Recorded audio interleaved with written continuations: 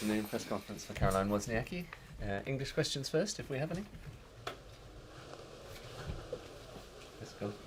Hi, Caroline. I actually wanted to ask you about some comments Judy Murray made today. She said that there should be a Me Too movement in tennis because she said there were lots of vulnerable young women on the tour, and she suggested that it's kind of known in the game that there are instances of abuse. I just wondered whether you thought tennis did need a Me Too movement, really. We have a lot of help within the tour of people that you can talk to and psychologists and so on. So we have people that you can go and speak to behind closed doors and nobody else knows about it. So I think if anyone has any issues, they all know that they have that opportunity.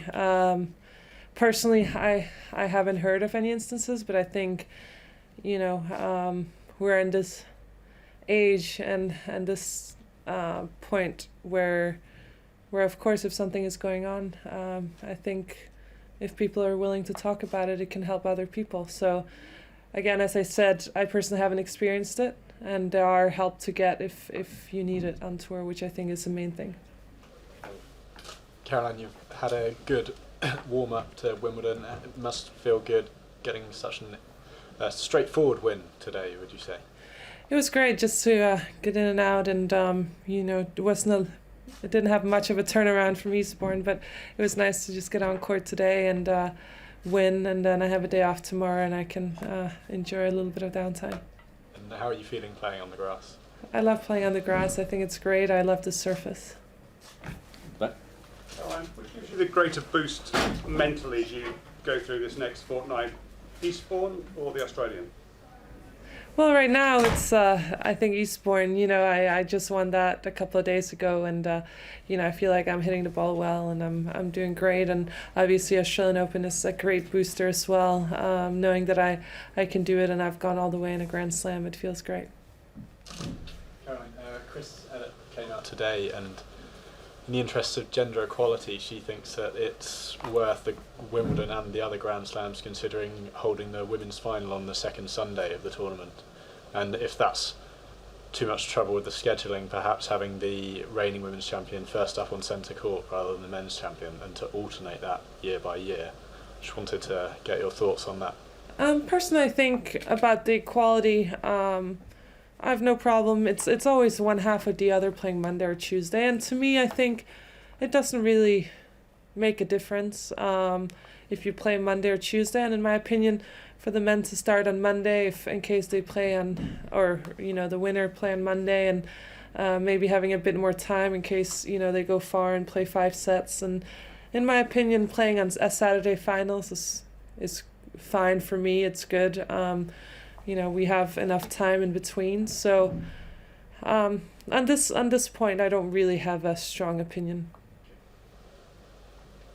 Many consider athletes creatures of habit, that they do the same thing going onto the court before the match and all that. How about for you? What are your most unusual pre-match routines, if anything, like the music you listen to and things of that nature? Honestly, I don't really have any, something crazy. I listen to different music today. I didn't listen to any music at all. It really just depends on how I feel. And for me, it's just important that I have enough time to kind of, after my warm-up, to be able to eat something and then tape my ankles up and have enough time so that I don't stress. So I'd rather warm up half an hour too early than half an hour too late. What goes through your mind when you hear athletes say they have superstitions, that they have to do everything the same way every time?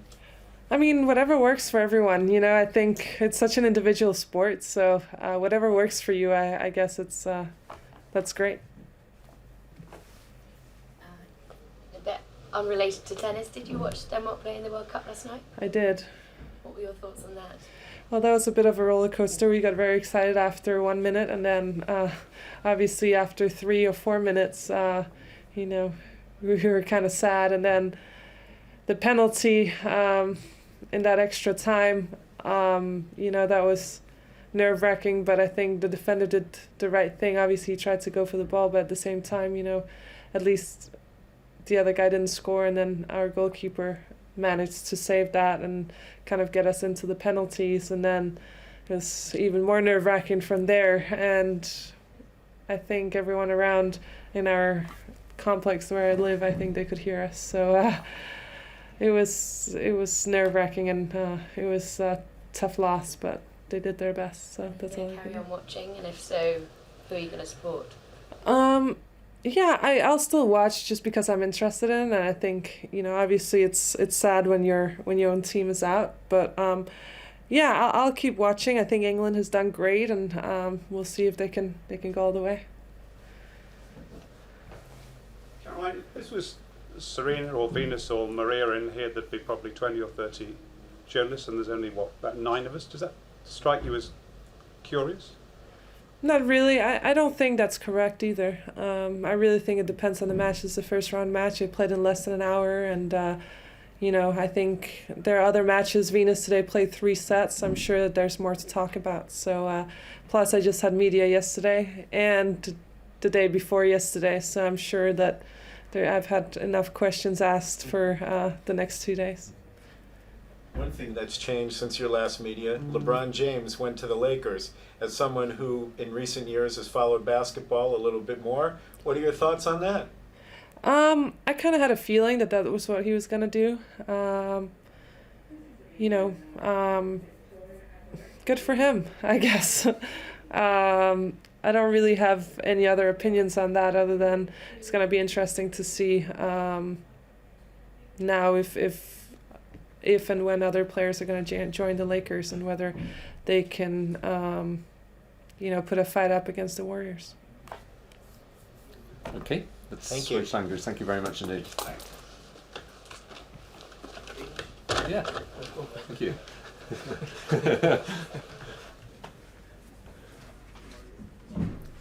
Karoline, hvordan var forholdene derinde i dag? Ja, det var fint.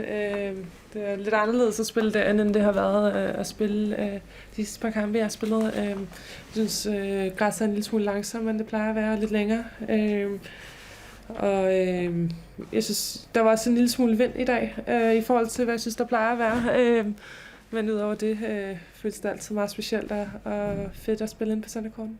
Så det handler meget om at adjuste hurtigt, eller hvad for dig? Ja, jeg skulle bare ind og prøve at finde min rytme og mere tænke på mig selv, men det er klart, når man møder en venstrehåndsspiller, der er lidt vind og ny bane og sådan, der er en del, man lige skal komme igennem.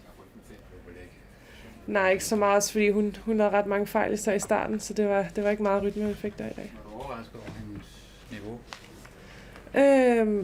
Nej, jeg tænkte egentlig på græsset, så tænkte jeg, at det er nok ikke hendes favoritunderlag. Hvad gør det altså græsset, at det er lidt længere, så hvordan kan man mærke det i opspringet, i farten? Hvad er det for nogle ting, sådan helt ned i detaljen for dig? Altså, jeg ved ikke den præcise forskel, men det er helt sikkert, at jo længere græsset er, eller jo kortere det er, så kommer boldene til at reagere anderledes, når den rammer banen. Så det er egentlig det. Jeg ved ikke helt præcis. Jeg kan ikke huske, hvordan banerne var sidste år, hvis jeg skal være helt ærlig. Men ja, det gør en forskel. Det gør det helt sikkert. Vil du hellere have haft jo lidt hurtigere, end det er nu, eller?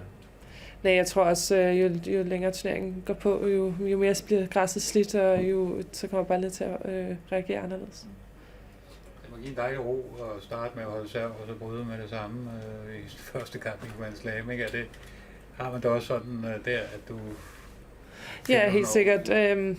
Men jeg kunne også mærke, at hendes serv var ikke så farlig, så jeg tænkte, jeg ville få en mulighed på et andet tidspunkt, også hvis det ikke var fra starten af. Kan man mærke det med det samme, at man får det der overtag, fordi hun lavede mange, som siger, hun lavede mange fejl og var ikke rigtig med på noget tidspunkt? Både ja og nej. Nogle gange, altså igen, man skal hele tiden være fokuseret, alt kan ske, og man må ikke give nogen partier op, når man spiller her på græsset, men jeg følte i dag, at jeg skulle, hvis jeg gik ind og pressede og kom lidt med tempo og fik en del returneringer ind, så tænkte jeg, at hun ville blive stresset.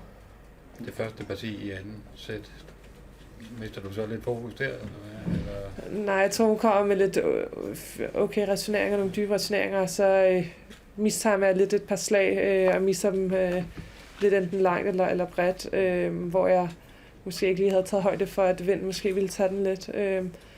Og så kommer jeg bagud 1-0, og det er selvfølgelig ikke en god start, men for så hurtigt brudt tilbage igen. Man er ikke nok til at blive urolig. Nej, altså der er det bare om at fokusere og gøre tingene om igen. Når du har mærket dig selv derinde sådan at sige, at det var godt, og det der skal der arbejdes på, eller var det sådan en bare ind og ud? Altså? Nu har jeg spillet så mange kampe i løbet af de sidste dage, så jeg har det fint. Ja. Du er finale-Sile. Hvad er sådan dine egne forventninger til Wimbledon-turneringen i år?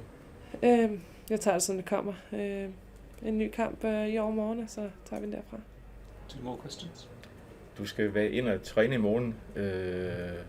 Jeg kan forstå på din far, at du skal sige, at du kan finde en venstrehåndet, så du er klar til kampen mod Makarova. Har du nogle kommentarer til det? Ikke rigtigt. Men det vil da give mening. Good. Super. Okay. Thank you very much indeed. Thank you. Tak.